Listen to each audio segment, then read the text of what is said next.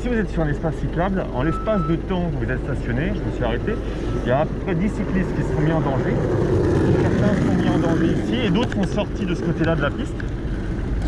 Allez-y, pourquoi ça vous fait rigoler de mettre des gens en danger? Voilà. Ah, complètement? Ah, mais complètement, madame. Ça va, monsieur? Bonjour tout le monde, aujourd'hui je vais vous parler de la piste cyclable bidirectionnelle de la rue d'Aubervilliers ou comment une mauvaise infrastructure peut créer des comportements dangereux. Je vais donc analyser comment et pourquoi on en est arrivé là, proposer des solutions pour éviter que cela se reproduise et vous montrer avec des extraits vidéo les cas de figure les plus problématiques. Tout d'abord, cette piste n'est pas n'importe laquelle, c'est la ligne 4 du Vélopolitain, c'est une piste bidirectionnelle qui traverse Paris du nord au centre sans discontinuité pendant 5 km, ce qui fait d'elle l'une des pistes sécurisées les plus longues de Paris. En plus de ça, cette piste détient le record de trafic cyclable dans Paris, après la mise en place du compteur à Sébastopol. Vous pourrez d'ailleurs la retrouver dans la vidéo du Vélopolitain que j'ai publiée récemment. Alors qui dit sécurisé ne veut pas dire forcément sans danger, j'ai aussi publié une vidéo montrant que cette piste avait en moyenne un danger toutes les 25 secondes, je vous laisserai le lien de la vidéo en fiche. Mais aujourd'hui on va se concentrer sur la partie au-dessus de Gare de l'Est, dans le nord, pour faire une analyse de chaque zone problématique. La première zone donc est la rue Château-Landon, juste avant la station Stalingrad. Pour chaque zone je proposais 3 points d'approche, l'historique avant-après, les dangers que peuvent créer cette infrastructure et les solutions pour les usagers et l'infrastructure. C'est donc parti, je vous ai fait un petit schéma pour que ce soit plus clair. À gauche, c'est en 2018 et à droite, c'est maintenant. On remarque une suppression de 28 places payantes pour laisser la place à la piste bidirectionnelle. Au-delà de ces 28 places payantes, le reste des places a été recréé de l'autre côté. Néanmoins, certaines places, comme la place de livraison anciennement en face d'un commerce, a été déplacée un petit peu plus loin. J'y reviendrai plus tard. À savoir, le nombre de places handicapées est normé. Ça, je l'ai appris en faisant cette vidéo. Ce nombre de places doit être de 2% par rapport au nombre de places disponibles. Donc dans la rue, entre 2018 et 2020, on passe de 4 à 5%. En 2020, c'est quand même plus équilibré sur tous les types de stationnement. Alors passons maintenant aux problématiques crée ce réaménagement. Dans un premier temps, c'est dû à l'infrastructure qui est trop permissive. Il est très simple pour un véhicule d'accéder à la piste et de l'utiliser, aussi bien pour une livraison que pour faire un dépose-minute. Le problème est que cela crée plusieurs types de dangers. Tout d'abord, un manque de visibilité pour que les cyclistes puissent se croiser convenablement. Ensuite, le problème pour les cyclistes pour se réinsérer dans la piste à cause du séparateur. Paradoxalement, il va gêner plus les cyclistes que les véhicules, parce que les cyclistes doivent faire une partie en contresens, quelquefois vu que toute la bidirectionnelle est occupée. Je remets le petit passage avec la vue arrière, comme ça vous comprendrez mieux pourquoi j'ai dû faire ce détour. C'est parce qu'il y a une cycliste et qu'il n'était pas possible de se croiser. Ensuite arrive le risque d'emportiérage quand un véhicule est stationné sur la piste. Allez, s'il vous plaît. Bonjour. Regardez en face, vous pouvez me mettre sur le bateau. C'est beaucoup moins dangereux. Bon là c'était un double emportiérage parce que effectivement les voitures garées sur le trottoir qui ouvrent la porte, c'est aussi un problème pour les piétons et les cyclistes. Ou un risque d'accident quand le véhicule franchit ce séparateur et vient directement en contresens sur la piste bidirectionnelle. Wow, wow, wow, wow! Tu fais quoi là? Moi, dans ce cas de figure, je ralentis, mets à l'arrêt et je vais discuter avec les personnes pour leur expliquer le danger. Je comprends que vous n'ayez pas forcément le temps ou la patience de le faire, mais en tout cas, il faut vraiment ralentir et ne pas essayer de forcer. Il ne faut pas oublier que c'est une piste bidirectionnelle et qu'il peut y avoir des cyclistes en face. Donc, toujours avoir une bonne visibilité avant de vous engager. Pour ce qui est du réaménagement, il serait bon de recréer une place de livraison en face du commerçant avec un passage piéton surélevé. Il ne resterait plus qu'à déplacer une place de stationnement de véhicules électriques et le compte est bon, car actuellement le commerçant encourage les véhicules à stationner devant chez lui. Laissez monsieur passer, laissez monsieur arrêter votre cinéma, laissez-les passer, il est tellement taré. Ouais, bah on marche arrière dans ce cas-là. Ici. Il le sait très bien que c'est une piste cyclable. Très bien. Bah, continuez à faire des menaces.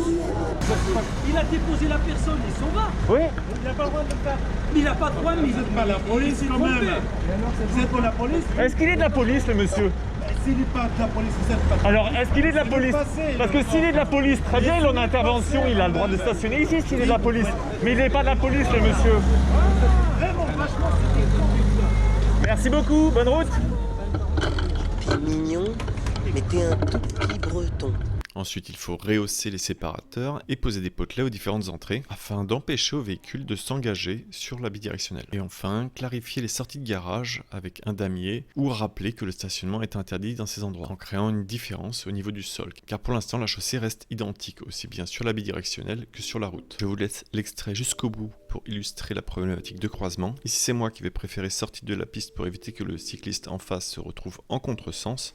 De toute façon, les deux cyclistes ne peuvent pas se croiser et sont obligés d'attendre que l'un des deux passe.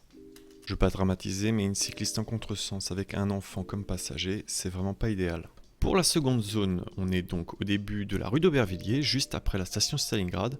Historiquement, cette zone disposait déjà d'une bande cyclable qui ne donne pas une grande différence au niveau du nombre de places entre avant et maintenant. Ce qui change, c'est juste le côté de la rue sur lequel les véhicules sont stationnés. Ça donne ça, il y a donc 3 places en moins mises à profit majoritairement des motos et des vélos. Cette piste souffre d'un problème sur tout le long à cause d'un séparateur trop bas également. Il n'y a pas assez de solutions pour les livraisons, elles sont soit en bas de la rue, soit en haut. Il n'y a rien au milieu, c'est vrai que ça serait bien de créer un passage piéton avec des livraisons au milieu, parce que c'est souvent à cet endroit-là que des véhicules se stationnent pour les commerçants. Il y a aussi un problème ici entre avant et maintenant, c'est que la voie est trop réduite pour permettre à une moto et un véhicule de circuler en même temps, ce qui fait qu'il y a beaucoup de motos qui empruntent la piste cyclable. Je pense donc que les solutions seraient de réduire légèrement la piste cyclable et de rehausser les séparateurs, comme ça les véhicules ne pourraient plus s'engager à l'intérieur de cette piste et les motos auraient plus de place pour circuler sur le côté. Ajouter évidemment des potelets à chaque sortie de parking, comme pour la rue de Château-Landon. Cette zone est pour moi vraiment prioritaire parce qu'il y a vraiment énormément de dangers entre les motos, les stationnements livraison, les déposes minutes. Quand on est cycliste, la seule solution qu'on a ici, c'est vraiment de ralentir et de slalomer, tout en serrant au maximum le côté droit. Car le problème aussi des motos qui remontent, c'est qu'elles serrent le côté de la circulation, ce qui revient à contresens sur la bidirectionnelle. Autre zone, mais toujours sur le même type de problème, en face du 104, il arrive régulièrement que des livreurs utilisent cette bande cyclable comme stationnement. Comme on peut le voir, c'est pas nouveau et effectivement, encore une fois, rehausser les séparateurs procurerait une réelle solution. En plus de ça, le livreur aura une solution d'évitement sur la rue Curial, qui est de l'autre côté du 104. Et en plus, le 104 dispose de parking, parce que j'ai pu discuter avec un livreur, et en fait, c'est souvent à cause d'un problème de timing que les livreurs sont stationnés ici. Bonjour, vous travaillez ici? Non, pas du tout. Vous savez ce que c'est les livraisons ici ou pas du tout? C'est-à-dire pour savoir pourquoi les camions sont là, pourquoi il n'y a pas de solution. On va démonter le salon qui s'est tenu pendant 2 jours. Vous n'avez pas de stationnement à l'intérieur? Si, on n'a pas le droit de rentrer tant qu'il y a du public. Pourquoi se stationner maintenant sur les pistes? Parce qu'en fait, ils nous ont donné un horaire. D'accord. C'est pas le bon. Ah ok, ils sont plantés. Ouais. Ils nous ont dit 17h et en fait, il y en a un qui dit 18h et qui dit 19h. Même là, vous voyez, Ouais. démontage 17h.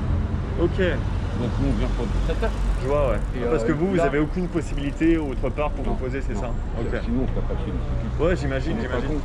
Bah voilà, non mais moi c'est pour ça que je pose la non, question pour essayer de chercher à On n'est pas comprendre, là etc. pour chercher les gens. Ouais, tout à fait. Je fais Ouais, des il images, faudrait leur etc. dire qu'ils puissent laisser rentrer les petits camions en Ouais. bas. Ouais, justement dans le parking, tout à fait, ouais. Les gros peuvent pas rentrer, mais Ouais. au moins les petits. Ouais. Ça ferait moins de...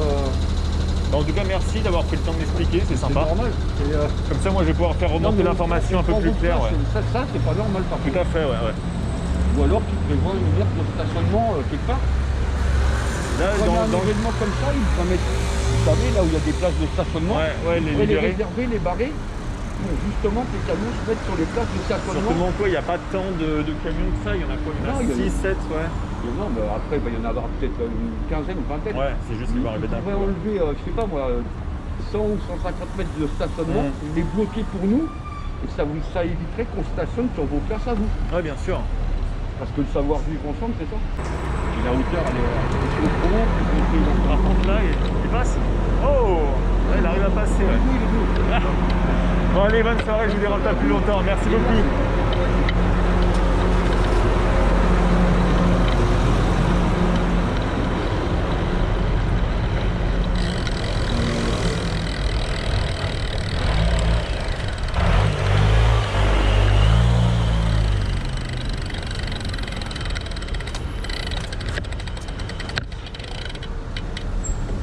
Je vois de la vicissitude parisienne.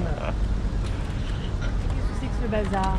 Cette piste sert donc de solution de secours pour les livreurs qui ne pourraient pas accéder au parking et émet par conséquent des cyclistes en danger. On finit donc avec la dernière zone qui, elle, dispose de rebords assez hauts pour empêcher aux véhicules de se stationner dessus, mais le problème c'est l'espace qui permet aux véhicules de sortir. Cet espace est donc utilisé pour des stationnements temporaires qui, comme vous pouvez le voir, va créer un accident. Je m'étais arrêté parce que je me suis rendu compte que la flaque rendait le passage difficile et dangereux. J'avais donc décidé de filmer cette zone et j'ai ensuite été voir le chauffeur pour lui expliquer cordialement la situation. D'ailleurs, il a trouvé ça manifestement très drôle jusqu'à ce qu'il y ait l'accident. Cette personne n'a pas reconnu sa responsabilité quand il y a eu l'accident. Madame, Un petit peu. est-ce que vous vous rendez compte, madame, s'il vous plaît? Vous savez maintenant c'est la faute de qui? Ce monsieur, ça fait un quart d'heure qu'il me tire la jambe. Est-ce que c'est de ma faute? Voilà.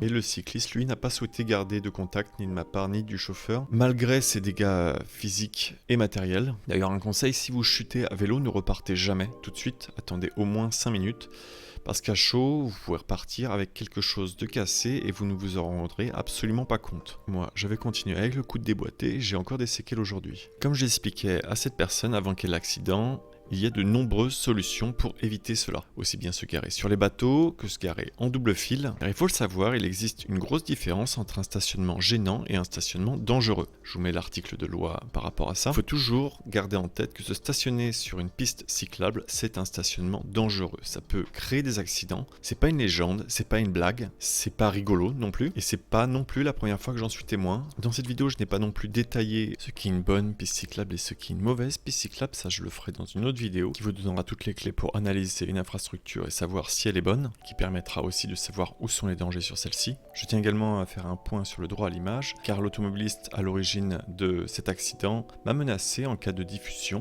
Vous m'avez filmé là? Bien sûr, bien Vous sûr. n'avez pas le droit d'utiliser mon image. Sur la voie publique, si.